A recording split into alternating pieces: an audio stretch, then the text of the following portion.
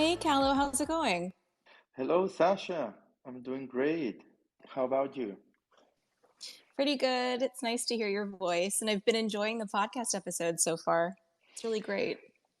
Oh, that's great to hear. Yeah, we are in episode number 8, and I'm very happy to have you here. You're such a unique artist doing very special things for a while, so I'm very happy to have the chance to chat and learn more about your journey. Where are you right now, Sasha?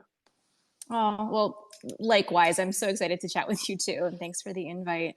I'm home. I'm in my studio right now, and then I'm leaving tonight actually for some travels. So you've got me right before I'm heading to the airport. What Nice. about you? Yeah, I'm also at home. I live in Spain. I think you live in New York. Am I right? Yeah, just outside New York City, but yeah, close enough. Awesome. And your upcoming travel, is it related to art? Are you going to an exhibition or a gallery? What is not related to your work? It is art related. I'm actually going to go work with I have a few different collaborators, and I'm doing a project right now with Nathaniel Stern, who's a really interesting artist, very like minded artist who I'm sure you know his works as well. I've done a few projects with him on FX Hash and Art Blocks, but we're working on physicalizing some of the poetry we've been generating together. So we're going to spend some time in studio with his team and hopefully get some interesting poem sculptures done in the next few days. I'll have to keep you posted and send pictures. That sounds super exciting. I have noticed a trend that the digital bring in all these, what we have been seeing over the past years in the blockchain. I see more and more artists in one way or another bringing that to the physical world, which I find it exciting. But I haven't heard about this idea of poetry and sculptures. It's really interesting. How does that work? How does the sculpture connect to the poetry? Oh, goodness. Well, yeah, there's a lot to get into there. But one sort of an interesting thing to note actually is so I have a physical practice that predates coming into the blockchain, and so does Nathaniel. I think for us, it feels really natural to do this. It's sort of like rounding out what we've been doing on the blockchain. We've been making in very different ways in our own solo practices. We've been making sculpture and physical prints and other analog pieces for a long time now. It kind of is a natural extension and very organic in a way, but a lot of the work that we're doing kind of involves thinking about language as a material. And a lot of what we're thinking about with the exhibition that we're preparing for now with these sculptures has to do with taking language out of the body and out from behind our screens and kind of turning it into concrete sculptural installations in different ways. I won't get too much into the details there, but it's really about looking at how language kind of helps us build our worlds and helps us sort of navigate through our surroundings and kind of using poetics to explore that. And maybe when we get to talk about the verse first later, I'll talk a bit about the show that the verse first just had in Paris, because that show is actually all about how poems are both analog and virtual in a really interesting way. And by that, I mean that language is simultaneously this sort of immaterial thing that you say something and you utter a word or a sentence and it kind of disappears into the air, and it's infinitely reproducible, can be sort of instantly transmitted around the world as we're all experiencing right now. But at the same time, language is also deeply rooted in the physical. It's deeply rooted in the body. The way that words are shaped is dictated by the physiology of the body and has everything to do with the contours of the palate and the tongue and lips and all that. So there's something really interesting about language, that it's both hardware and software in a way that I've been really fascinated with for a long time. So I think it's one of the reasons why I'm so excited to be exploring poetry on the blockchain and in Web3 is because it seems like maybe the perfect place to explore how language has always been a way for us to interface between our physical selves and our conscious thinking and our intellect and the cerebral parts of us that make us conscious humans. Yeah, that sounds very exciting, Sasha. I will really like to get deeper into your upcoming show, but let's maybe go back to the beginning. So, for those that don't know you or aren't 100% familiar with your journey. You are an AI poetry. Is that how you call what you are doing, an AI poetry? Is that right? Yeah, it's definitely a piece of what I do. So normally I wear a lot of hats. I think all of us in this space do. So it's sometimes hard to boil it down, but I usually say that I'm a poet, I'm a language artist, and an AI researcher. And all those things kind of come together in different ways. But I've actually just been a regular writer and a regular poet for as long as I can remember. So long before I was writing with AI, I was just writing in a more old-fashioned sense and studied literature and language when I was younger, and have always really been interested, not just in writing, but also in technology and in art. And like all those things have always been really deeply embedded in my life and in the way that I think about the world. I grew up in a house that really loves books and art. And because of that, I think I really was always drawn towards poetry that had kind of a visual component, or poetry that wasn't just about language itself, but about sort of the presentation and the aesthetics of the word. That was always really important to me. And at the same time, I've always been fascinated by science and technology and math. I actually was a better math student in school than I was an English student, which is kind of a weird, maybe counterintuitive thing. But I really have always been fascinated just by the experience of what it feels like to engage with emerging technologies, because so many of us, all of us really, in different ways, to different extents, have been through so many shifts in the kinds of technologies that are important to our daily lives. I've been writing poetry and other forms of, I've been writing essays and short fiction as well, but really focusing on poetry about what it feels like to sort of be experiencing all these digital transformations that are happening around us in real time. And that brought me over many years to the study of natural language processing and to using artificial intelligence as sort of an amanuensis to help me write, to collaborate with a non-human entity using tools like GPT.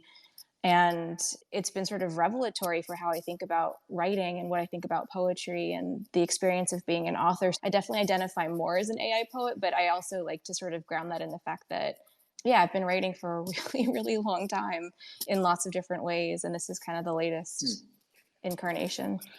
Right. And when you said you studied natural language processing and when you became a writer, I know you went to Harvard and Oxford, and I was wondering, what did you study there? Did you study natural language processing and writing and arts? Or, as you said, you also enjoyed math and science. I was curious, what did you study in those universities and what did you learn? What was the most important things you learned as an artist that you think could help other artists? Ooh, yeah, those are really great questions.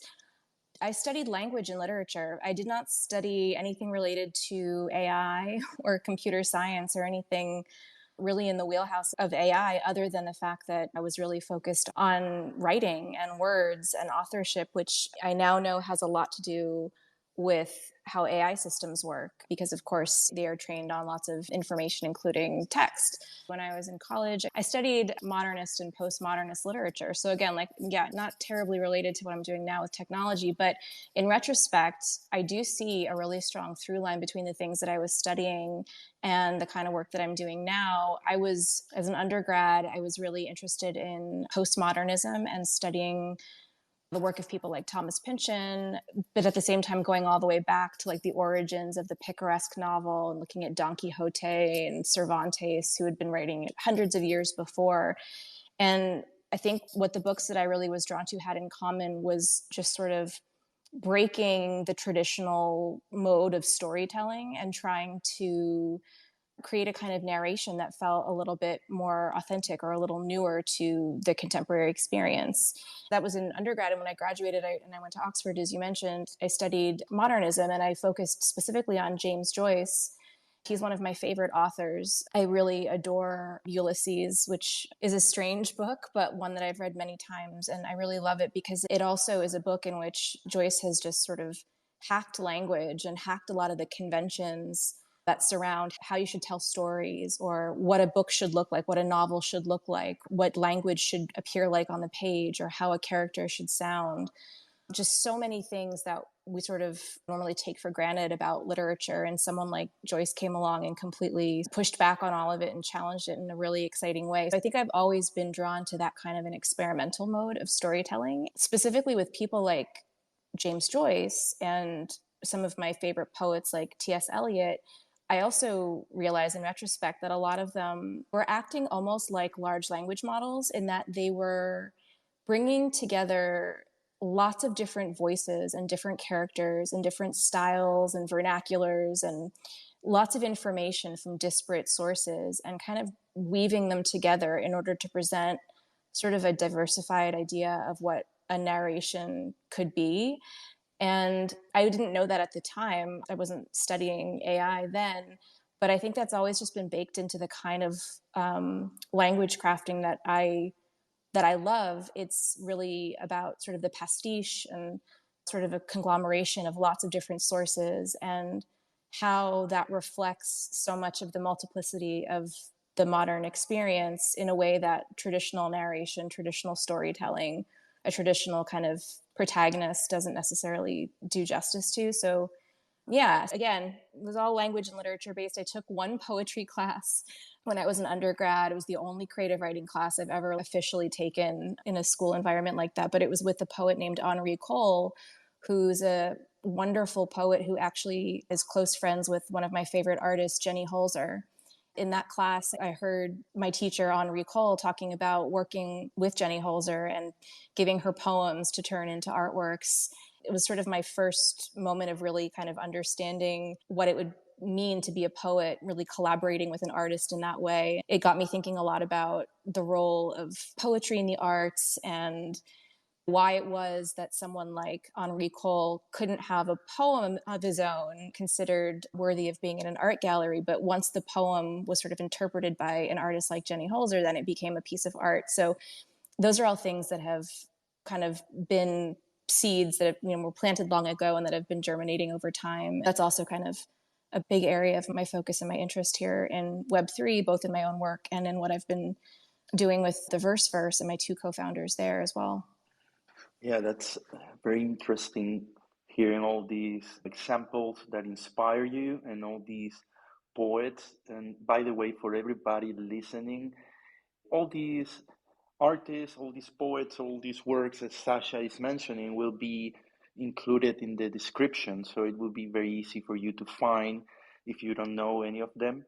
And also remember, if you cannot stay here for the whole hour, or if you missed the beginning of this episode, after a couple of days, I'll share all these recordings, all these Twitter spaces through my newsletter and my podcast, so you can listen at any time later.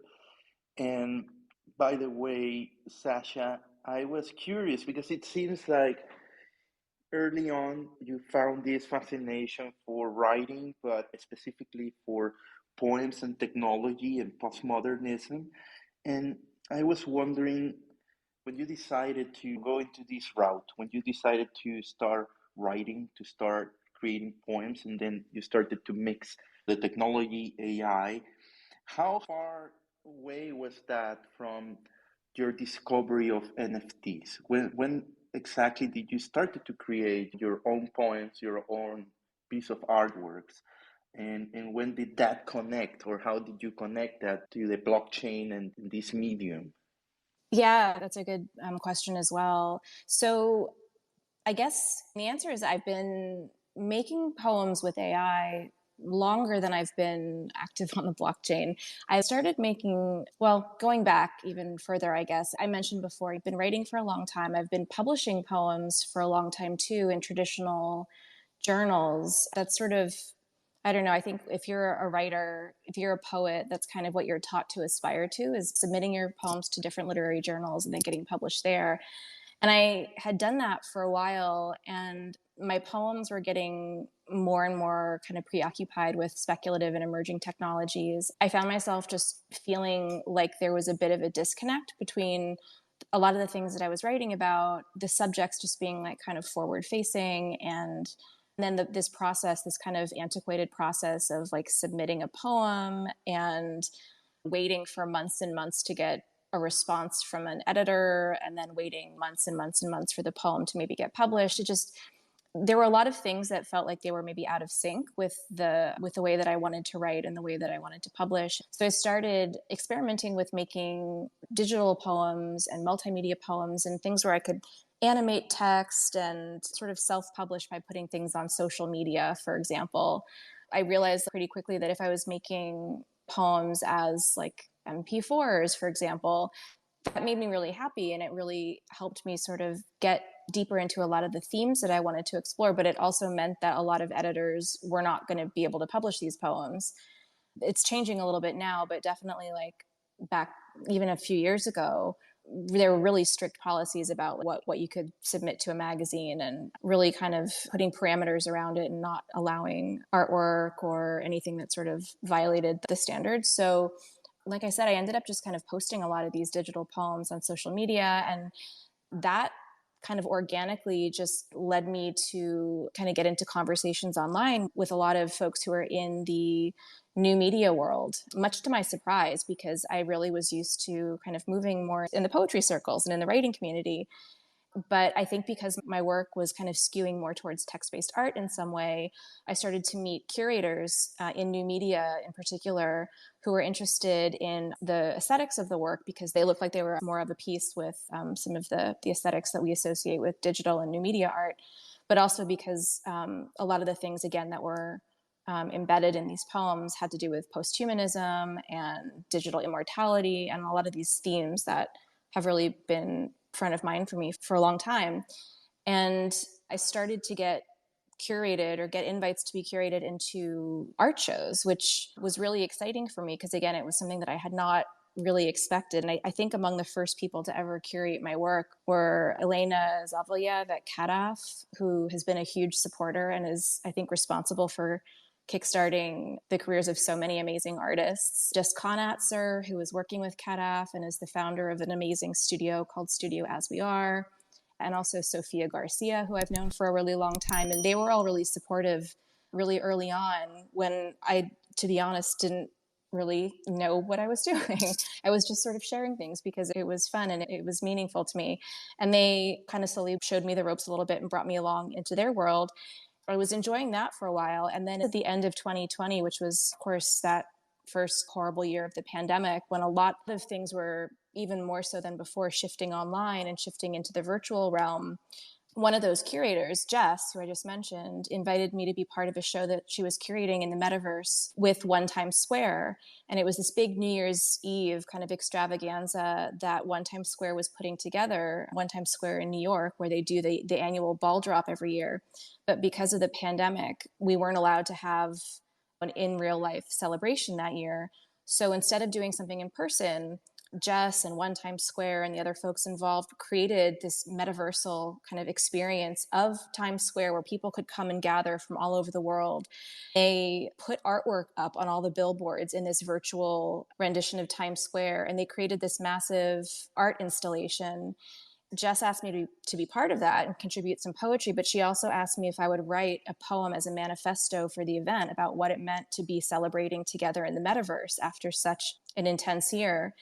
And I wrote this manifesto and I joined this show. And for the first time I really kind of visited this art exhibition, I think was the first time I ever really went into a metaverse in that way. Like I hadn't really explored it before.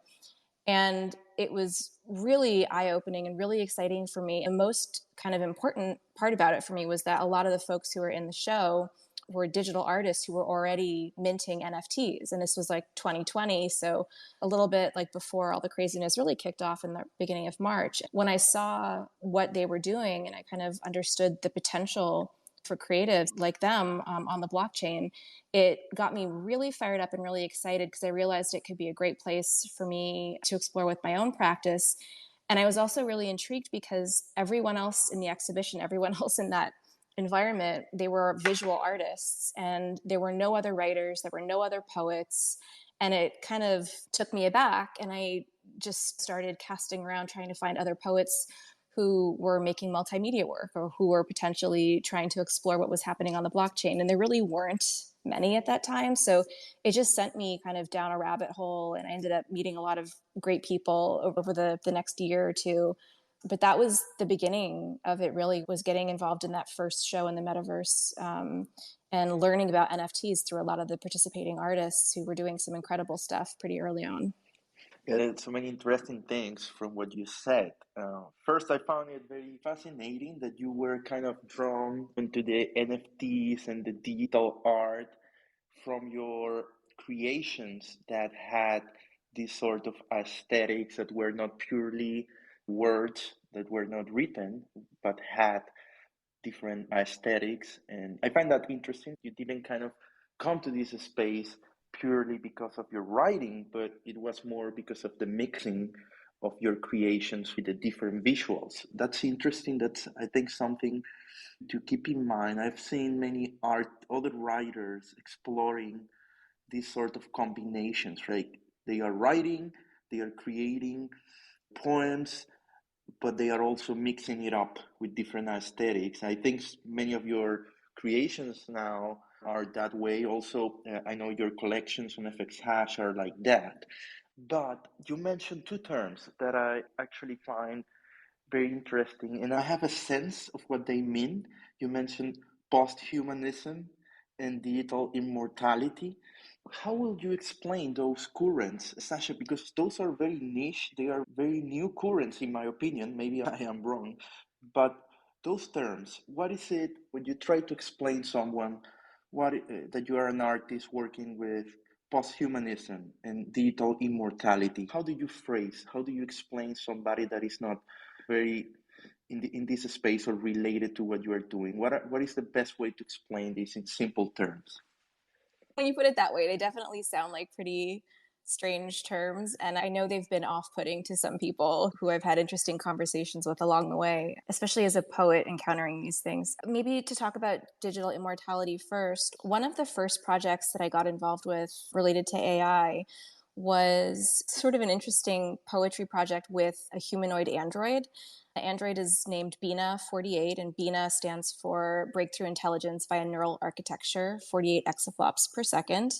BINA48 is this basically like a really fancy AI-powered chatbot that was built, I think, in 2010 by Hanson Robotics, which is the same company that built Sophia robot. If anyone here knows Sophia, she's sort of like the famous robot from Hanson, but BINA48 is her cousin, I guess. She's been around for a while, but I had read a bit about her and I had seen some really interesting videos of conversations between BINA48 and a really brilliant artist who is also focused on AI named Stephanie Dinkins. And she has this famous series called Conversations with BINA where she talks to this robot. And I saw that and I was really intrigued and wanted to know more about how these conversations were facilitated and who was involved in training this robot and how did this work and what did she know, what did she not know. I got very interested in learning more about her. And I also got really interested in her because of her backstory or her origin story. In a nutshell, she's based on a real human whose name is also Bina. This robot was basically created as an experiment to see if that human, Bina, could be preserved in some form via software, basically through conducting hundreds of hours of interviews. This human Bina sort of downloaded everything that was really important about her personality, in theory. All of that information was transcribed and like turned into this massive data set that was then uploaded to this chatbot. And essentially, this whole project was meant to sort of see if it was possible to use data, to use sort of a person's stored memories and stored experiences via that kind of written, tagged, labeled information and empower it with AI, empower it with a neural network, and kind of flood it with other sources as well, and then basically animate it in a way that would enable someone to speak to this chatbot and feel like they were interacting with the real human or get the kind of information that they would think to get if they were interacting with the real human. The whole kind of thrust of this project was to sort of explore whether we could sort of become digitally immortal via essentially avatars that were trained on our memory and our data and our information. And I just got really sort of preoccupied with that idea. It sounds very strange and very sci-fi, but it coming back to sort of the fundamental bit of it, I was really intrigued by this question of how much of our human experience is memory. And if we're able to sort of write down the things that are really important to us, or if we're able to archive or diarize or preserve that information in some sort of accurate way, then what does that mean? And it made me think a lot too about the role of writers and the role of poets, who are sort of cultural memory, in that they're tasked with archiving really important ideas and stories and moments in history and all these things that are really precious to us as humans. And poets are sort of charged with writing these in a way that will be remembered and will be passed down through generations and will transcend times. I really just got very inspired by thinking about the relationship, as I saw it, between this quest for digital immortality that was being pursued in places like Silicon Valley. And in BINA's case, BINA is actually housed in a facility in Vermont, which is another story. But thinking about that quest for digital immortality on the one hand, and how that feels so futuristic and sci-fi and honestly like a little crazy. But then on the other hand, thinking about how poetry, this thing that I love so much, that I've been practicing for so long, is in a very literal sense a way that many figures throughout history and many stories throughout history have been immortalized, essentially. And how when I read a poem by Sappho, say, or Catullus, or any of these ancient poets who their voices have been preserved for thousands of years or hundreds of years or whatever the case may be, we're kind of time traveling, or they're able to sort of live beyond their own mortality in a way and continue to have their voice exist in the world. That to me, I think, was a really interesting link that didn't seem like it had been really explored. And so I just kind of, I don't know, threw myself into that and began working really closely with BINA48 and her team, mentoring her on poetry and exploring kind of that link between poetry and digital immortality. Sorry, that was a long ramble, but No, do you want me to? that was amazing. I mean, it's fantastic to hear an artist explaining such a deep concept. What's more exciting is finding an artist like yourself, which has such a clear vision.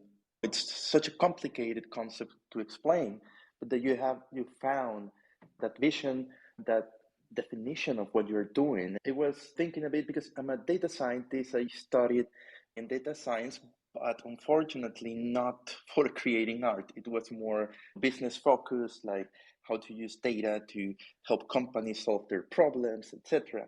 And I find it very exciting when I chat with artists like yourself, AI or code artists, that are capable of creating such exciting and diverse technical setups. They are exploring data sets and they are exploring technology in a creative way. I find that super exciting. My question was related to your setup, to your technical setup, but I'm also interested in, maybe there is no link, maybe there is, how does your technical setup and your models, your customized models, and whatever you are using these days and that you have used in the past, how does that relate to these concepts you just mentioned, the digital immortality, post-humanism? Is there a link? Do you find a connection? It's a kind of a complex question, but maybe we can start with your technical setup. What are you using these days? Are you using anything in particular that you can share? Sure. I definitely think there's a link, but would love to return to that piece of it too. Well, like I said, when I started, I was coming from much more of a language and literature background and didn't know as much about code or about AI. So, really, a huge portion of me kind of getting my feet wet in this world was just having spent years before even beginning to think about actually researching AI or beginning to use language models or anything. A lot of this was really just my own fascination with these subjects and reading about posthumanism and reading about AI. And my bookshelf, well, I have a lot of books. I collect, I don't think I've ever thrown a book away. I love books so much, but my bookshelf here in the office is full of things by like Nick Bostrom and Ray Kurzweil and Ellen Ullman and all these books that have to do with technology in different ways. And so like I had a really robust foundation in a lot of the concepts and a lot of sort of the ideas underlying the technologies that I wanted to play with. And I think that that was really important. I remember reading a book called Virtually Human by Martine Rothblatt. When I started working with BINA48, Martine is involved in that project too.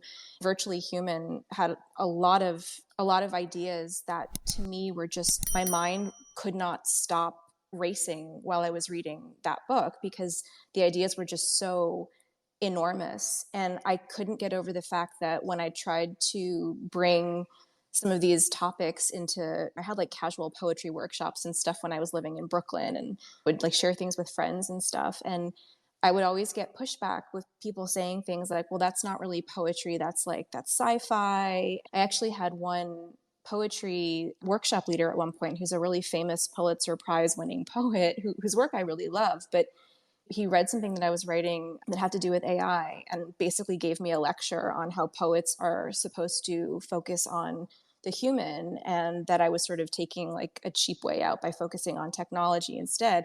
And I couldn't quite square that with the things that I was reading because all the technologies that really fascinated me had to do not just with like gadgets or wasn't just like innovation for the sake of innovation. Like these were all technologies like digital immortality and artificial wombs and neural implants and all of these really big sort of transformational changes are really sort of changing how we are as humans. And they're sort of making fundamental updates to the human operating system in ways that poets are supposed to be writing about and that artists are supposed to be paying attention to and thinking about. So it was just bizarre to me, in a way I still sort of have trouble understanding, that when I was beginning to grapple with things like natural language processing, which is all about language and using systems that create language and is all about sort of thinking through how language and thought and consciousness are related,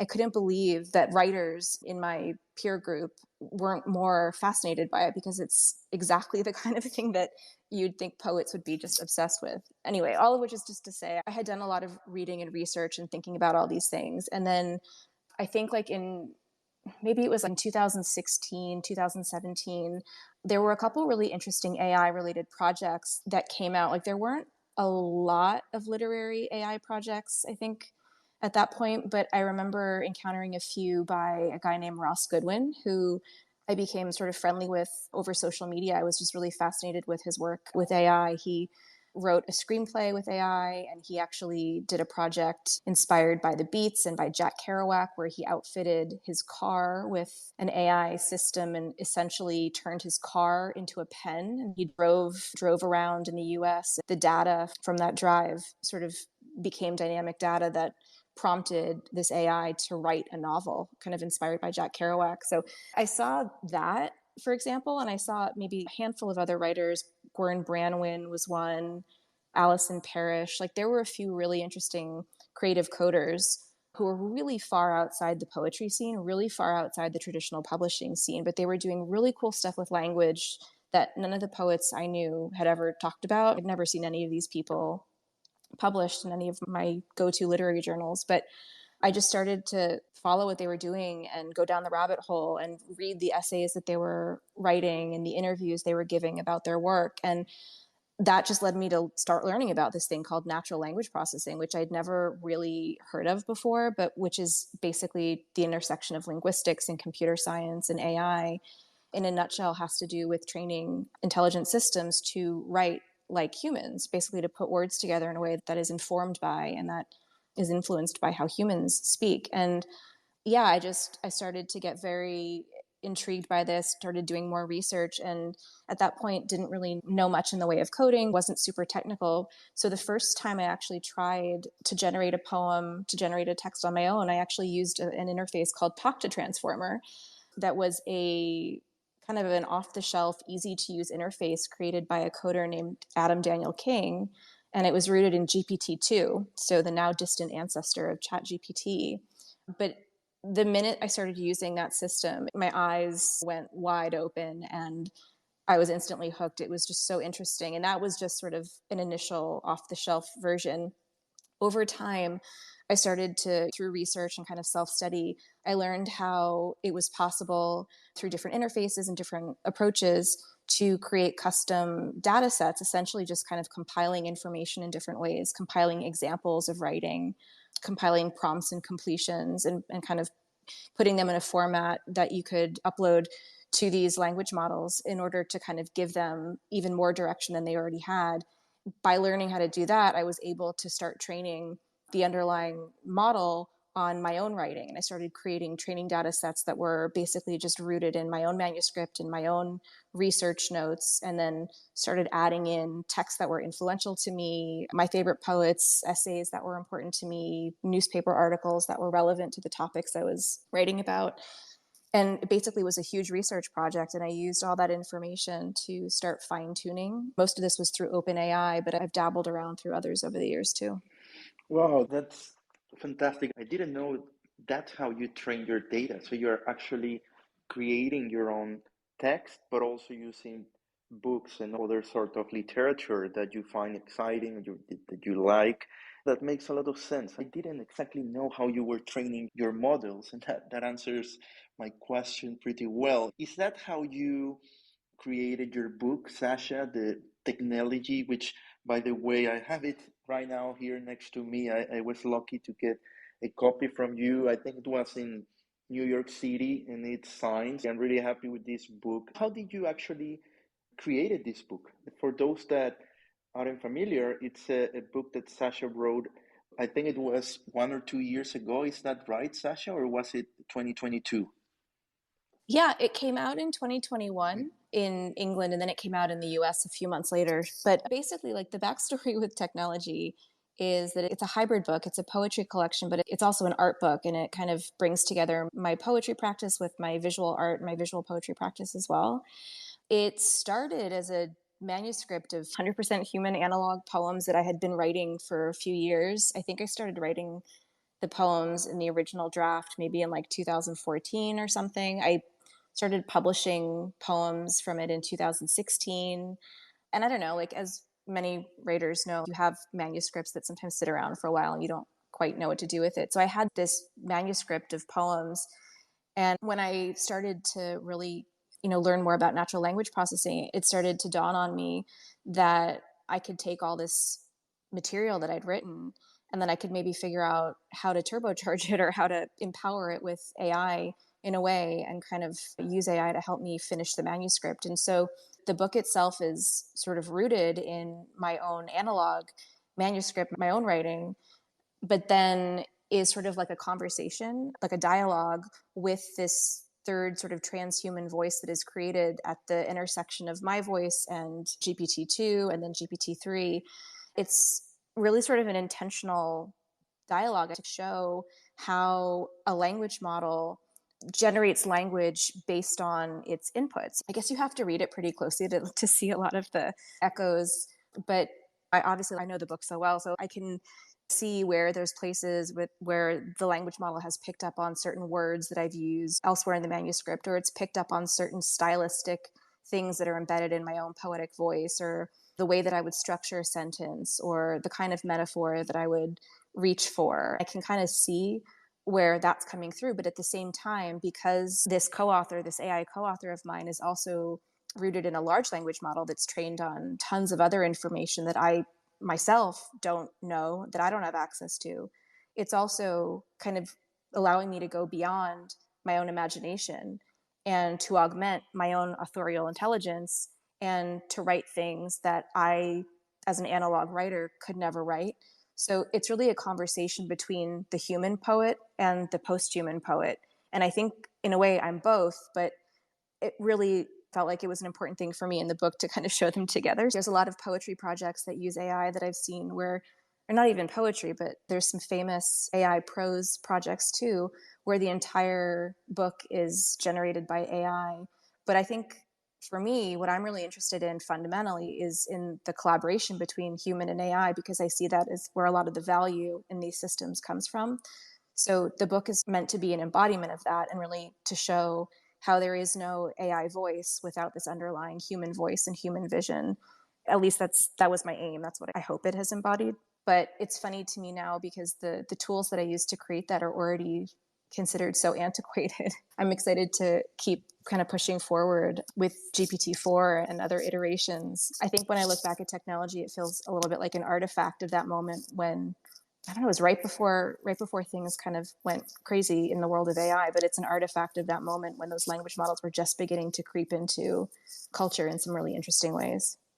Yeah, definitely. This was written. You used ChatGPT 2 and 3 for this book, if I'm correct. Now, I mean, ChatGPT, we are at number 4, but it's improving super fast. I've been using 3.5 a lot for different things, and recently got access to ChatGPT 4, and yeah, it's fantastic. So you can only think about the future in terms of what you have been doing for many years. I think for you it must be very exciting to see how these all these technologies are evolving. And as you said, it's about the collaboration with these technologies, these, let's call them, machines. I cannot imagine all the things that you can explore from now on as the technology keeps getting better. And in terms of exploring and creating your art, I know, Sasha, that you travel a lot. You just mentioned that early on when we started, that you're about to travel again. And for those artists that are maybe reluctant to travel or don't put that much effort into going to exhibitions, going to galleries, meeting collectors physically and other artists, what would you say? Do you think that's an important part for you in terms of getting inspiration, in terms of showcasing your art? And how do you balance the creation part, being in your studio, as you said, or collaborating with other artists in their studios, and the traveling? How do you balance that? Because I've seen you in different places. I know you're traveling a lot, and I'm wondering, how do you balance that, the traveling and the creation part? That's a great question. I don't know if I figured out the answer. Well, I guess logistically speaking, I had finished at least that one book by early 2021. I was going through revisions and stuff, but I'd been working on it for a really long time. So I had sort of planned after that to do like a mini book tour and stuff. Some of it got derailed during the pandemic and things took a while to get back online. But I was excited after having sort of been, we all were a little bit quieter and more isolated and stuff. I was kind of excited to go out and talk about these things that I've been thinking about for so long with other people.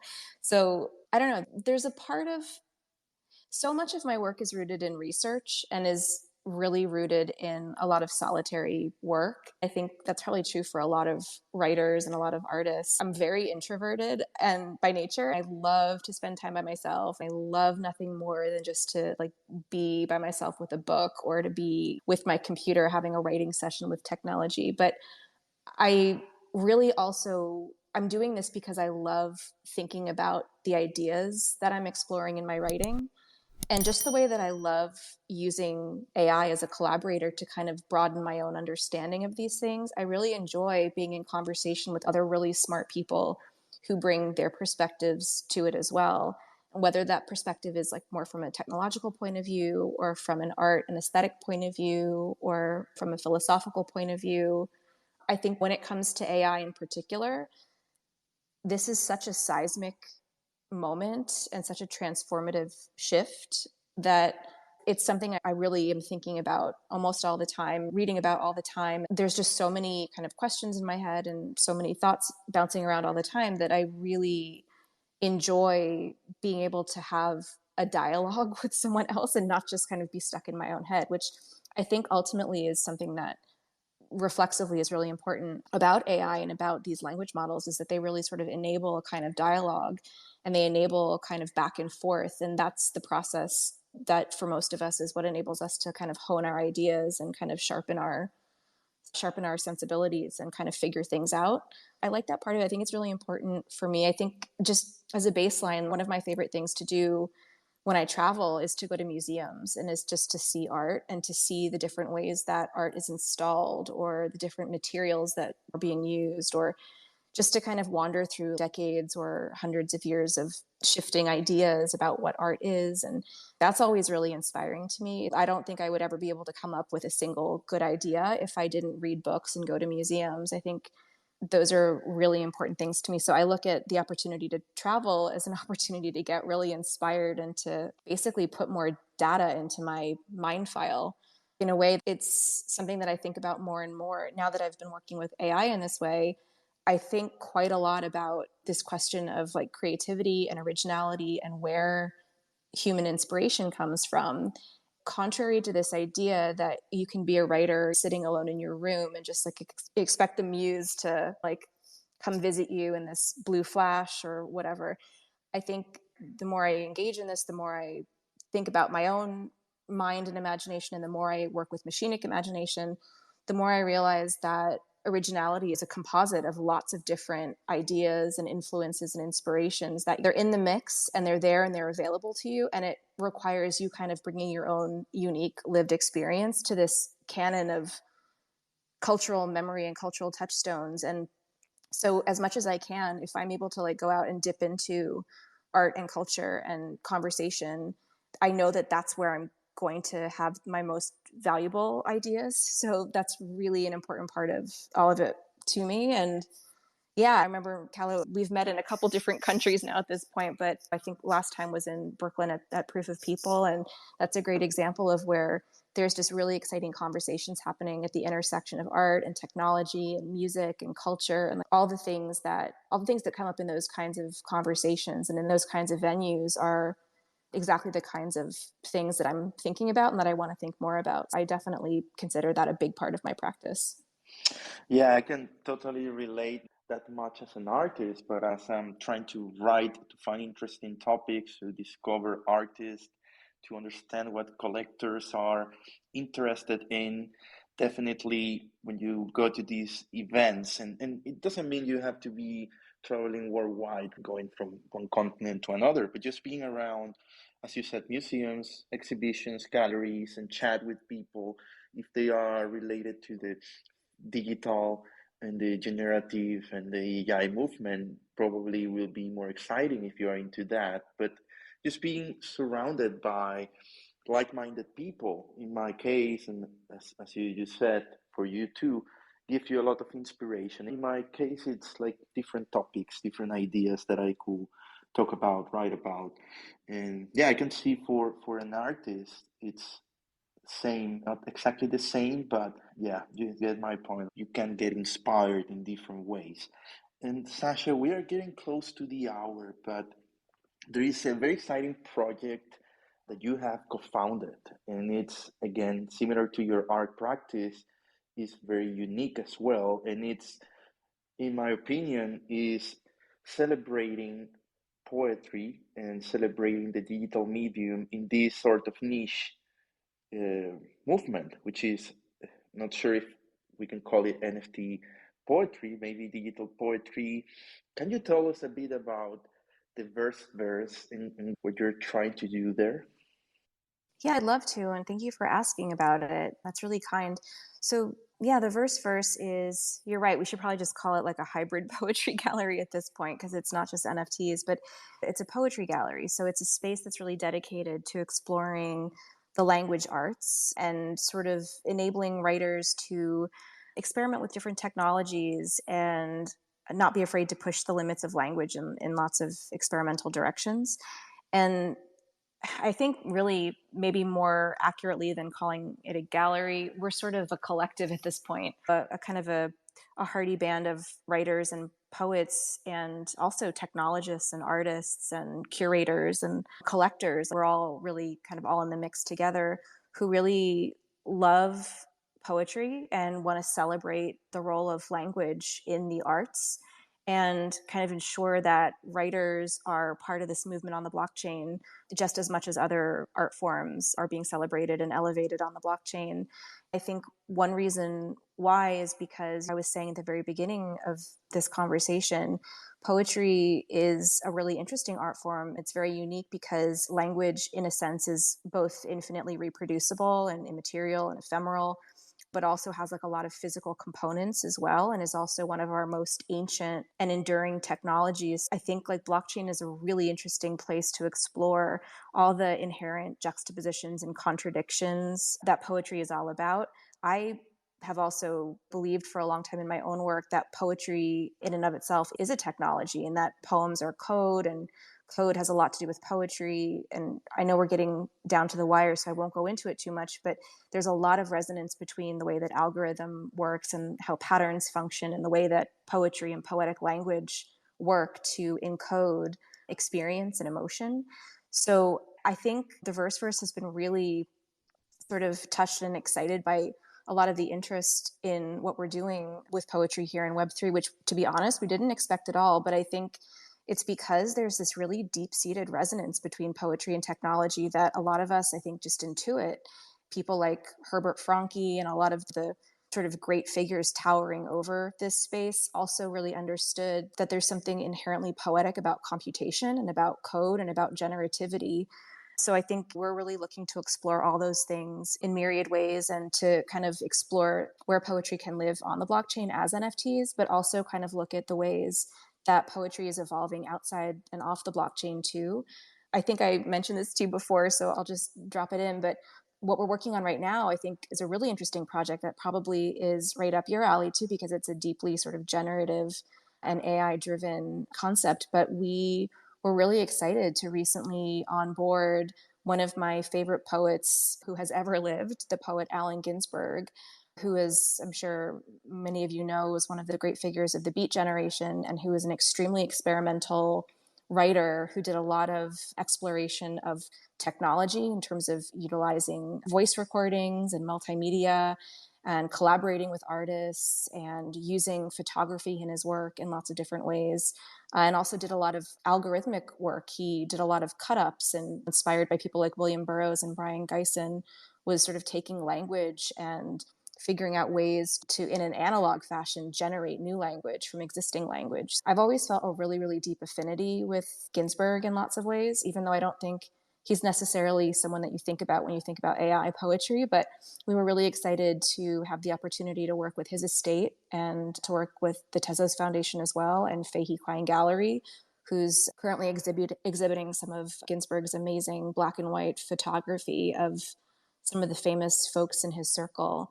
And we're also collaborating with Ross Goodwin on this project as well. But we're all kind of working together to take Ginsberg's amazing body of work, both his imagery and his words, and to use AI to sort of turbocharge this archive, this corpus of information, and enable readers and scholars and just anyone who's interested in Ginsberg to use technology to really engage with his work in interesting ways. And that can be something like generating a poem that sounds like Ginsberg in response to one of his photographs. And in the future, it might be being able to actually use an interface where we can actually kind of explore and arrange and delve into just the treasure trove of all the language that he's left behind, and use AI to really get in deeply and understand a lot of the connections in his work.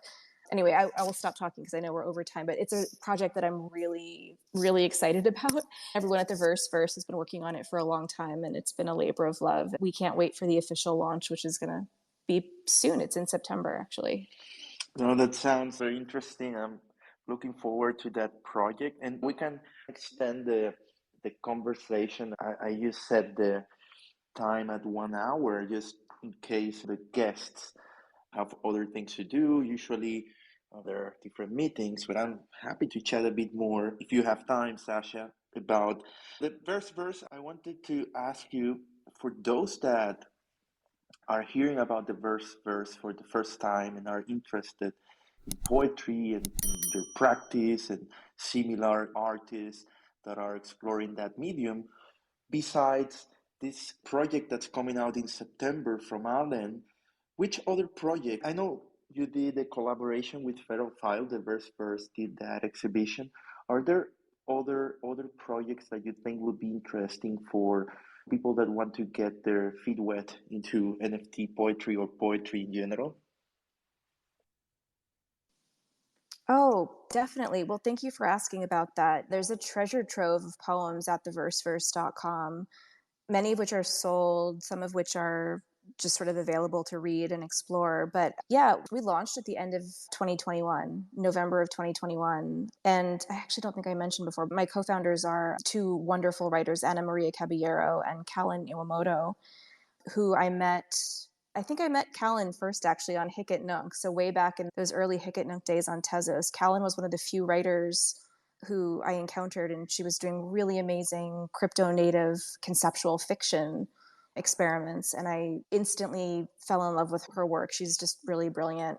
And we both met Anna Maria through Ether Poems, which is a project that came out, I think, in the summer of 2021 and was a cool kind of collaborative on-chain poetry experiment with a lot of really cool writers in the community many of whom are still active and still around.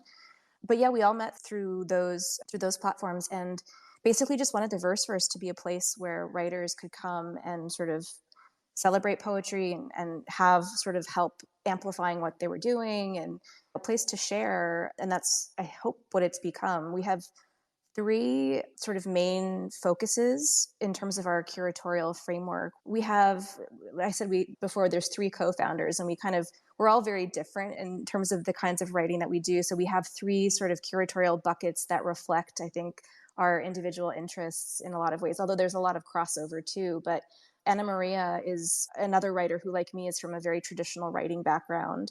She's very interested in sort of the connections between word and image, has really sort of put a lot of love into curating collaborations between poets and artists and sort of helping writers find collaborators to bring their work to life in different visual forms and aesthetic forms. One of the projects that she's been involved with, or that she's sort of spearheaded and has worked on with our community manager, Elizabeth Sweet, is a project called Poesia de Protesta, which is an ongoing collection of protest poems written by women. I think both collections are on object.com actually, and are accessible from the Verseverse. They're really powerful poems. The first two collections are written in Spanish actually, and they represent a really beautiful diversity of voices and aesthetic styles, and just really kind of show lots of very interesting, innovative ways that the sort of age-old relationship between poetry and art can be evolved as a result of integrating technology. So that's sort of the first bucket. And then we have another section of our gallery which is focused on conceptual art, and that's really sort of Kalen's purview, more experimental projects, things that are maybe more crypto native, that are really utilizing blockchain technology in a very intimate, embedded way. And we have been fortunate to have both really legendary conceptual poets like Christian Book in the mix there, but also really amazing crypto native artists or crypto artists like Kevin Abosh, who's been part of the conceptual wing of our gallery. It's been really sort of fun seeing all the new things that are happening there. And then the third section, which is sort of the one that's near and dear to my heart, is focused on generative text and AI and using technology to sort of innovate the creation of language. We have two projects within that arena that I'm really proud of and that we are very enthusiastic about, and that I think your audience will probably like to know about if they don't already. And one is called GenText, and GenText is a series where we kind of pair up, we kind of play matchmaker, and we pair a traditional poet with either a creative coder or a crypto artist, and we ask them both to use AI to bring a poem to life.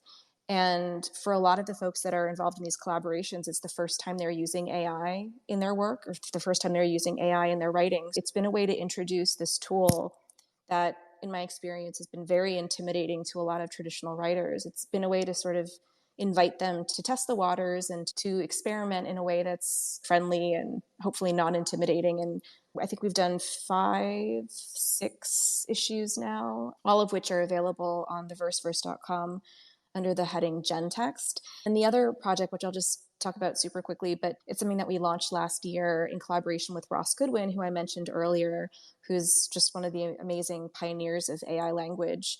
It's a project called Versa, and Versa obviously is kind of a play on our name, the Verseverse, but Versa is the name of an autonomous emerging poet who is powered by AI and trained on the voices of all the human writers in the collective. So kind of similar to the approach that I took with technology, we've compiled all of the poems written by all the human members of the collective into a training data set which continues to evolve as we bring new works into the gallery.